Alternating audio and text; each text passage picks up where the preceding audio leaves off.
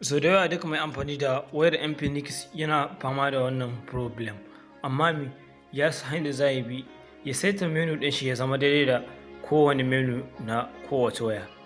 So dan uwa, domin ganin yadda ake saita menu ɗin Infinix sai ka biyo mu cikin wannan bidiyo. Kafin mu kai cikin bidiyon dan uwa, muna roƙonka idan kana sabon zuwa wannan channel ka duba ƙasan bidiyon da kake kallo, za ka ga wata kalma wadda aka rubuta subscribe.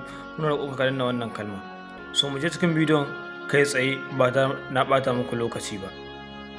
Kada kai skipping ɗin bidiyo. Ok, bayan ka buɗe menu ɗin wayar ka za ga kamar haka yake.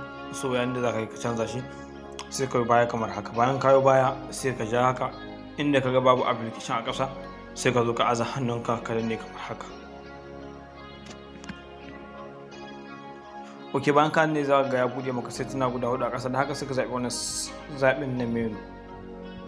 So bayan ka na sai ka danna wannan zaɓin na farko mai alamar hoton waya. Ok, bayan ka na shi sai ka duba a wannan gurin mai shaida sai ka shiga cikin shi kamar haka. Bayan ka shiga cikin shi zai buɗe maka setting na guda biyu, sai ka danna wannan setting na ƙasa shi ma.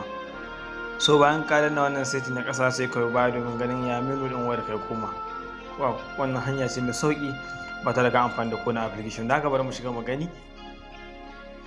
Masha Allah, kun ga menu ɗin wayar mu ya fito normal, ya daidai da na kowace waya wadda ake amfani da ita. So wannan hanyar ce za ka bi ka saita menu ɗin Infinix ɗinka ko wani version ne. Na gode.